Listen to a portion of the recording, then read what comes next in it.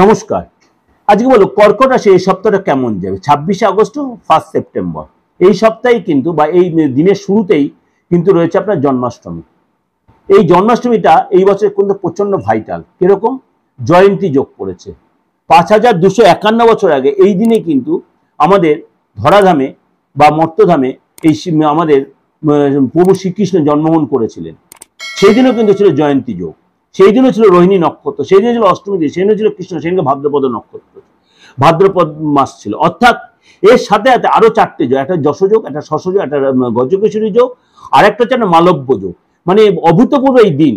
এবং সেদিনই মঙ্গল কিন্তু তার ঘর চেঞ্জ করে বৃষ রাশিতে মঙ্গল মিথুন রাশিতে ট্রানজিট করছে। অর্থাৎ দিনটা বা সপ্তাহটা কিন্তু আমাদের প্রত্যেকের জন্য খুব ভাইটাল।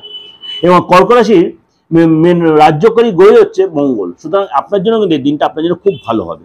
কিন্তু কিন্তু আপনার রাশিতেই বুধ বসে আছে।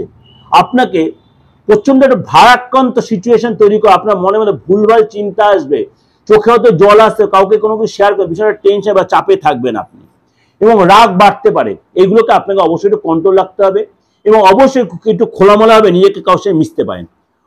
আপনার হঠাৎ কোনো প্রাপ্তি, হঠাৎ কোনো অর্থ পেতে পারেন। গভর্নমেন্ট বা সরকারি রিলেটেড কোনো যোজনা বা সরকারি যে কর্মকাজ সেখান থেকে কোনো প্রাপ্তিযোগ, বাবা মার থেকে কোনো গিফট এই ধরনের কিছু পেতে পারেন, বাবা মার থেকে কোনো খবর পেতে পারেন।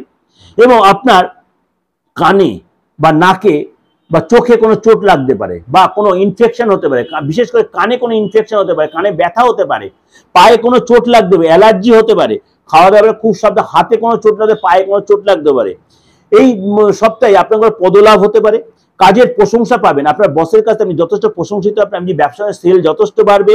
এবং আপনার পার্টনার, মানে বিজনেস পার্টনার বা লাইফ পার্টনার, যেটা আপনার পার্টনার কিন্তু যথেষ্ট বিজি থাকবে। আপনার কিন্তু পেটের প্রবলেম বা আপনার পার্টনার কোনো পেটের প্রবলেম হতে হবে, অ্যাসিডিক প্রবলেম ভুগতে। অবশ্যই খাদ্য খাওয়া হবে, আপনার অনেক বেশি সচেতন হতে হয়। এটা কিন্তু ওভারঅল একটা ডিসকাশন করলাম। ভালো লাগলে অবশ্যই লাইক করে সাবস্ক্রাইব করে নোটিফিকেশনটা অন করবেন, যতবার লোকে শেয়ার করবেন। আর যদি ভালো লাগে অবশ্যই লাইক করে শেয়ার করবেন। এই যে প্রোগ্রামটা এরকম দিগদর্শন মন্ত্র না, দিগদর্শন চ্যানেল আমার প্রত্যেক মাসের রাশিফলটা দেওয়া রয়েছে। যদি মনে হয় সেটা আপনি সার্চ করে দেখে নিতে পারেন।